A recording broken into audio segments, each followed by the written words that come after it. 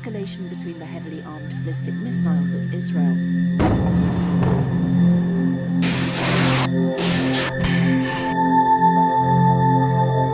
Israel ने शनिवार तड़के ईरान पर सिलसिलेवार तरीके से हमले किए और कहा कि हमलों में उन स्थानों को निशाना बनाया गया है जहां उसके देश पर दागी गई मिसाइलें बनाई गई थी।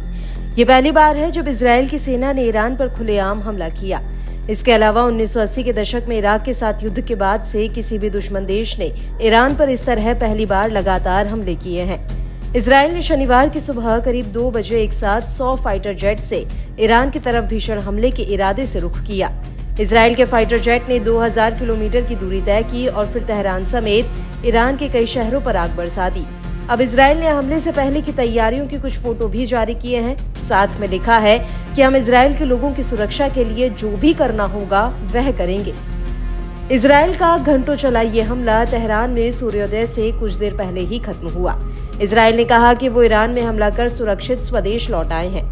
खास बात यह है कि इस ऑपरेशन में इजरायली एयरफोर्स की महिला पायलट भी शामिल थी। इजरायल ने कल रात हुए हमले से पहले वायुसेना विमान के कॉकपिट में बैठी महिला पायलटों की फोटो शेयर कर पूरी दुनिया को बताया कि ऑपरेशन डेज ऑफ रिपेटेंस में महिला पायलट भी शामिल थी।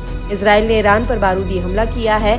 F-35 फाइटर जेट से ईरान पर बम बरसाए और करीब 20 जगहों पर धमाके की आवाज सुनाई दी।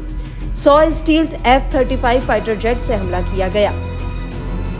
लंबी दूरी की मिसाइलों और ड्रोन का इस्तेमाल किया गया। इजरायल ने ईरान के डिफेंस सिस्टम को भी निशाने पर लिया। तेहरान और करज में सबसे ज्यादा हमले हुए।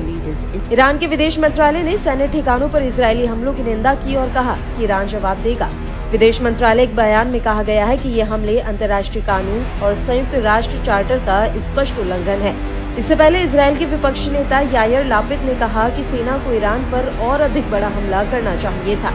एक्सियोस के सूत्रों के हवाले से दावा किया गया है कि इजरायली हमले में ईरान के 4 S-300 एयर डिफेंस बैटरियां, जिन्हें सामरिक स्थानों पर तैनात किया गया था, वे सभी इजरायली हमले में नष्ट हो गए हैं। दावा ये भी किया जा रहा है कि लंबी दूरी की मिसाइलों के लिए ठोस ईंधन प्रदान करने वाले 12 ग्रही मिक्सरों को भी नष्ट कर दिया गया है। Fears of an escalation between the heavily armed foes have soared since October 1st, when Iran launched around 200 ballistic missiles at Israel, killing one person in the Israeli-occupied West Bank in response to earlier Israeli moves. Deakin Institute said it wasn't in Iranian leaders' interest to escalate further.